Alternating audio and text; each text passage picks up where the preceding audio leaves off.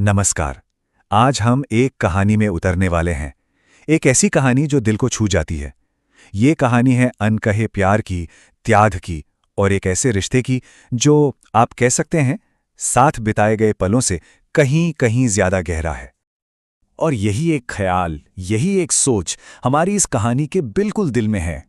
एक ऐसी दास्तान जिसकी शुरुआत होती है इलाहाबाद की शांत गलियों से और जो हमें इस बात पर सोचने को मजबूर कर देती है कि प्यार का असल मतलब क्या है। तो चलिए अब पर्दा उठाते हैं और मिलते हैं हमारी कहानी के दो किरदारों से, सुधा और अमित। दो लोग जिनकी जिंदगियां ना शुरू से ही एक दूसरे से बहुत गहराई से जुड़ी हुई थी।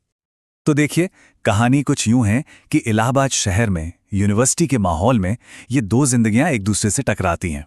एक तरफ सुधा, जो प्रोफेसर शुक्ला की इकलौती लाडली बेटी है, और दूसरी तरफ अमित, उन्हीं का सबसे होनहार, सबसे काबिल स्टूडेंट। प्रोफेसर साहब तो अमित को बचपन से जानते थे और सच कहूं तो उसे अपने बेटे से कम नहीं मानते थे। और फिर धीरे धीरे वक्त के साथ अमित उस घर का, उस परिवार का एक हिस्सा सा ही बन गया। सुधा के साथ उसकी एक दोस्ती पनपने लगी, एक ऐसी दोस्ती जो दोस्ती से कुछ ज्यादा थी। ये दोस्ती बनी थी किताबों पर साझा की गई हंसी से, चाय पर होने वाली लंबी बहसों से और कभी-कभी बस एक दूसरे की मौजूदगी में जो एक सुकून भरी खामोशी होती है ना, उससे। हाँ, वो दोनों एक दूसरे से प्यार करते थे, बहुत करते थे, लेकिन उनके बीच ना एक खामोश सी समझ थी, एक बंधन था। और समाज की एक कड़वी, भारी सच्चाई ने उनकी भावनाओं को होठों पर आने से, लफ्जों में ढलने से रोक रखा था। देखिए, अमित इस बात को बहुत अच्छे से समझता था कि उसके और सुधा के बीच एक सामाजिक फासला है। वो एक गरीब ब्राह्मण परिवार से था, एक स्कॉलर, और सुधा एक बहुत ही सम्मानित परिवार की इकलौती बेटी, अपने पिता का गुरूर। और बस यही समझ, यही एहसास एक ऐसी दीवार बन गई जिसे पार करने की हिम्मत वो शायद कभी नहीं जुटा पाया।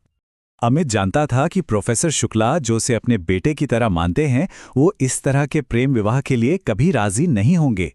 और प्रोफेसर साहब के लिए उसका सम्मान वो इतना गहरा था कि वो कभी ये सोच भी नहीं सकता था। इसी सम्मान ने उसे हमेशा अपने प्यार का इजहार करने से रोके रखा। वो इसे रिश्ते की गरिमा कहता था, एक ऐसी मर्यादा जिसे वो किसी कीमत पर तोड़ना नहीं चाहता था। लेकिन सवाल यह है कि क्या होता है जब एक खामोश मोहब्बत को एक बहुत ही मुखर, एक बहुत ही ऊंची आवाज वाली हकीकत का सामना करना पड़ता है। और वो हकीकत, वो एक दिन उनके दरवाजे पर दस्तक दे ही गई। ये वो दिन था जब सुधा के पिता ने उसकी शादी कहीं और तय कर दी।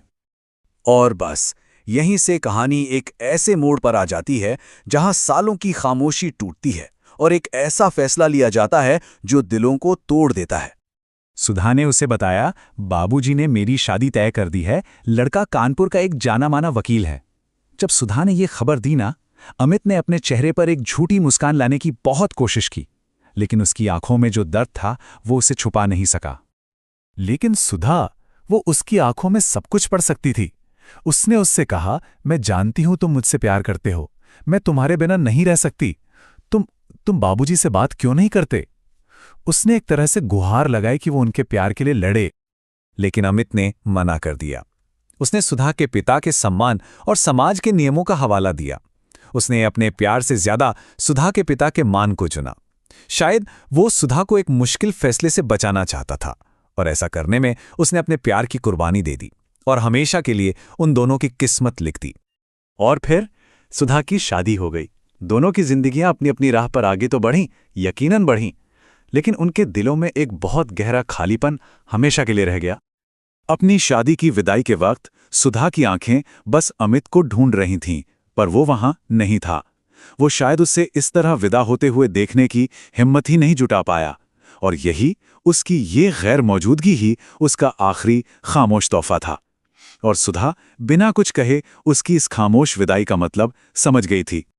इसके बाद खामोशी का एक पूरा साल गुजर गया। सुधा की शादी हो गई और वो दूर चली गई। अमित अब प्रोफेसर बन गया था और उसने खुद को पूरी तरह से काम में डुबो दिया। दिन लेक्चर्स में कटते और रातें तन्हाई में। इस बीच सुधा ने कई खत भेजे, पर अमित ने एक का भी जवाब नहीं दिया। उसकी खामोशी ने उनके बीच की दूरी को और भी गहरा कर दिया।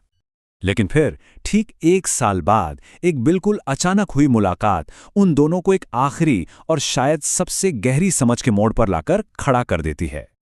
एक दिन प्रोफेसर के घर पर एक कार आकर रुकी। उसमें सुधा थी।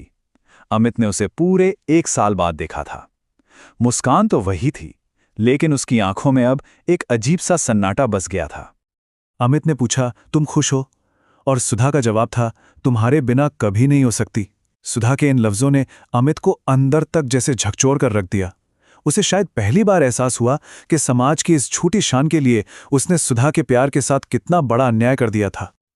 और तब सुधा ने वो एक सवाल पूछा, वो एक सवाल जिसमें उनकी पूरी अधूरी कहानी का दर्द, उसका वजन, सब कुछ छिपा हुआ था। उसने पूछा, बस एक सवाल का जवाब दे दो, क्या तुमने कभी एक बार भी मेरे साथ अपनी जिंदगी बितानी चाही थी? अमित चुप रहा। उसके लफ्ज जैसे कहीं खो गए थे। वो कुछ कह भी नहीं सकता था। वो जानता था कि सुधा अब किसी और की है, लेकिन उसकी खामोश आंखों में जवाब था। उसकी आंखों ने वो सब कुछ कह दिया जो सुधा को जानना था, जो उसे सुनना था। और बस उसी खामोश समझ में उन दोनों को एक अजीब सा सुकून मिला। उन्होंने इस बात को मान लिया था कि उनका प्यार कभी जिस्मानी तौर पर साथ रहने के लिए बना ही नहीं था। ये तो रूह का एक बंधन था, एक आत्मिक जुड़ाव जो समय और दूरी से बहुत परे है और जो हमेशा अमर रहेगा। सुधा और अमित की ये अधूरी प्रेम कहानी शायद इसीलिए हम सबके दिलों में कहीं ना कहीं बस जाती है, क्योंकि ये हम सभी को प्यार और बिछड़ने के उस गहरे एहसास से जोड़ती है। क्या इस कहानी से जुड़ी कोई असल कहानी है? ये कहानी सुनकर क्या कोई याद ज़हन में आती है? अगर हाँ, तो हमें ज़रूर बताइए। इस कहानी को सुनने और महसूस करने के लिए आपका बहुत बहुत धन्यवाद। हम कल फिर मिलेंगे एक और दिलचस्प और सीखने वाली कहानी के साथ।